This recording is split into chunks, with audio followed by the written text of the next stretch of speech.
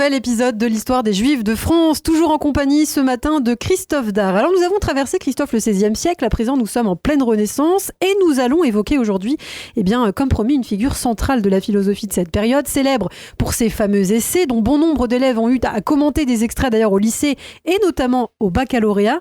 Il s'agit de Michel de Montaigne, philosophe, écrivain, moraliste. Il est l'un des représentants de l'humanisme, un mouvement littéraire et artistique qui prône l'épanouissement de l'homme par le savoir et la culture. Et pourquoi on vous en parle ce matin de Montaigne sur Radio J ? Eh bien parce que même s'il a toujours été présenté comme un catholique fervent, il avait en fait une ascendance juive. Et oui, vous allez nous en dire plus, Christophe. Et oui, Michel Eyquem de Montaigne, qui naît en Dordogne en 1533. Alors côté paternel, ce sont de riches négociants bordelais, on aura l'occasion d'y revenir.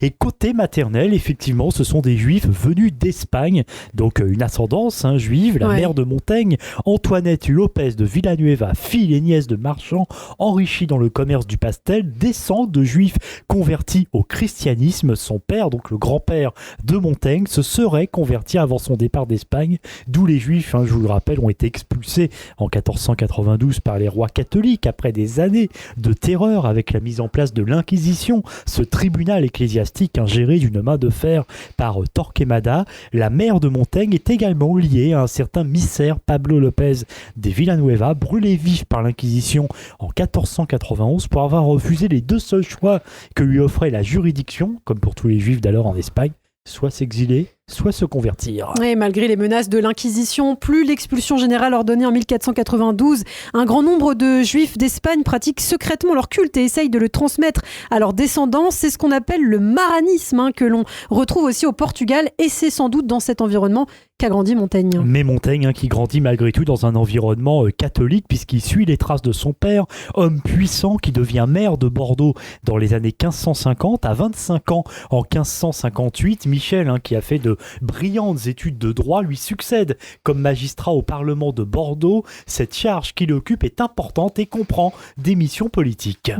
Alors une dizaine d'années plus tard, en 1571, Michel de Montaigne abandonne sa charge de conseiller au Parlement de Bordeaux. Il se dit ennuyé de l'esclavage de la cour, du Parlement et des charges publiques. Oui, il en a assez. Il faut dire que depuis la mort de son père, il a hérité de sa fortune, notamment du château de Saint-Michel de Montaigne, là même où il est né, où il a grandi. Et c'est dans ce château, justement, qu'il va donc décider de s'installer un peu en ermite, plus précisément dans une tour du 3e et dernier étage, qui lui sert à la fois de cabinet de travail et de bibliothèque, éclairée par 3 seules fenêtres et sans cheminée. Ça doit être un petit peu compliqué l'hiver. C'est là que Montaigne lit et médite dans ce que dira plus tard au XXe siècle Stefan Zweig, dans une oisiveté créatrice.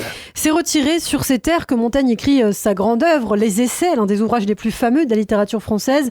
Montaigne va les écrire de 1572 à sa mort, et c'est un ouvrage révolutionnaire car c'est l'une des premières œuvres intimes, une sorte en fait d'autobiographie. Oui, on peut dire cela, qui aborde plusieurs sujets. Alors il ne faut pas y voir une trame, c'est un petit peu touffu. C'est très divers, mais effectivement, on voit évidemment qu'à la manière des auteurs qu'il admire, il traite de tous les sujets possibles, la médecine, les arts, l'histoire, la littérature, la religion, mais il y mêle aussi des réflexions personnelles sur sa vie et sur l'homme. Il est donc très imprégné de choses intérieures, c'est bien pour ça qu'on le qualifie évidemment d'humaniste, et il écrit « C'est ici un livre de bonne foi, lecteur, il t'avertit dès l'entrée que je ne m'y suis proposé aucune fin que domestique et privée, je veux qu'on m'y voie en ma façon simple, naturelle et ordinaire, sans étude et artifice, car c'est moi que je peins, je suis moi-même la matière de mon livre ». C'est un ouvrage, il faut le savoir, très dense, 3 tomes, 100 chapitres, de quoi occuper les soirées d'hiver.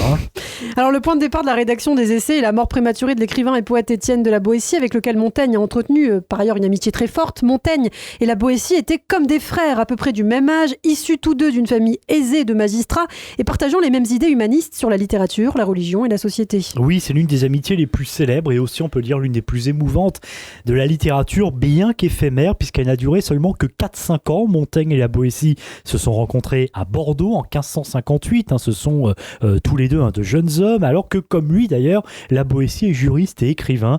Montaigne voit alors en la Boétie un alter ego. Ils travaillent tous les deux au Parlement de Bordeaux et partagent la même passion pour les auteurs de l'Antiquité.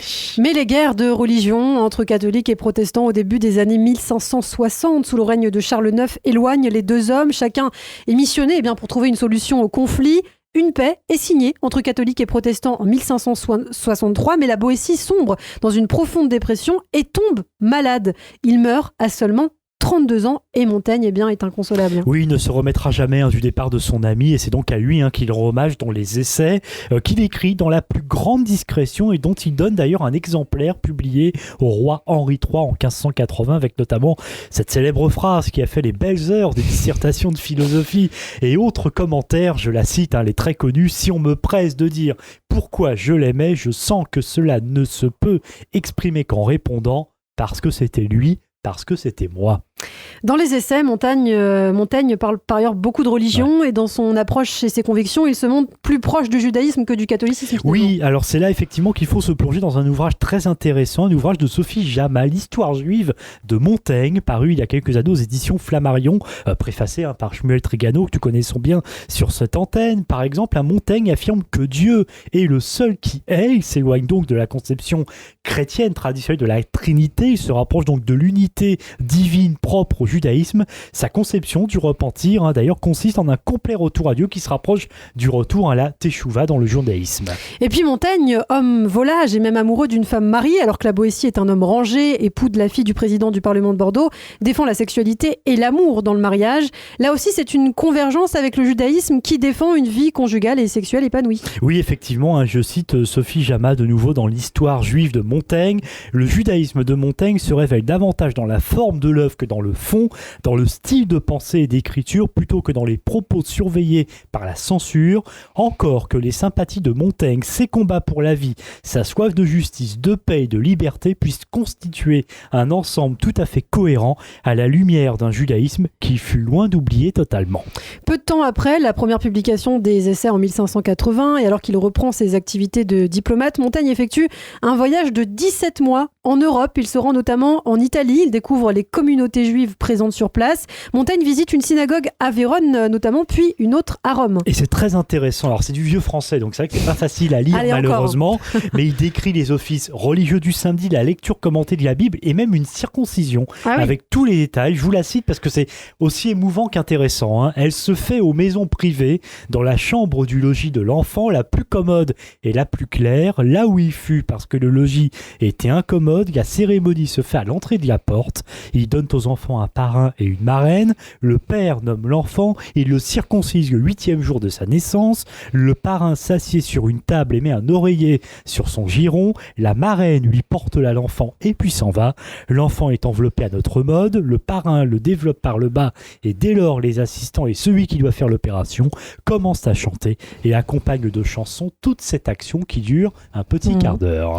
Montaigne décrit aussi dans son journal Christophe de Voyage le carnaval de Rome, au cours duquel est organisée une course publique de juifs nus. Oui, effectivement, les juifs de Rome qui subissent une véritable humiliation lors de la fête qu'ils doivent financer sans pouvoir y participer et s'amuser, tout à fait. Et donc cette course traditionnelle s'ajoute à cela. Elle choque bien sûr Montaigne qui ne trouve pas cela drôle. Il faut préciser d'ailleurs qu'on faisait courir aussi publiquement des estropiés, des personnes handicapées et des animaux. Terrible époque. Vous voyez, terrible époque, quoique parce qu'on peut préciser que de tout temps, les carnavals, même dans une période récente, ont souvent été théâtre de manifestations antisémites et de toutes sortes d'humiliations publiques. Mais oui, c'est vrai, on en a même parlé récemment dans l'actualité.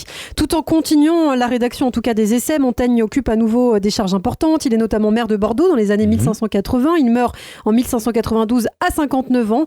Merci Christophe pour cet épisode de l'histoire des Juifs de France consacré donc à Michel de Montaigne, écrivain et philosophe d'ascendance juive, un des plus grands écrivains français. Et un conseil lecture pour terminer et aller plus loin, vous nous le conseillez Christophe, c'est l'ouvrage de Sophie Jama, l'histoire juive de Montaigne aux éditions Flammarion, préfacé donc par notre chroniqueur du jeudi matin sur Radio J, Shmuel Trigano. Merci, à très bientôt.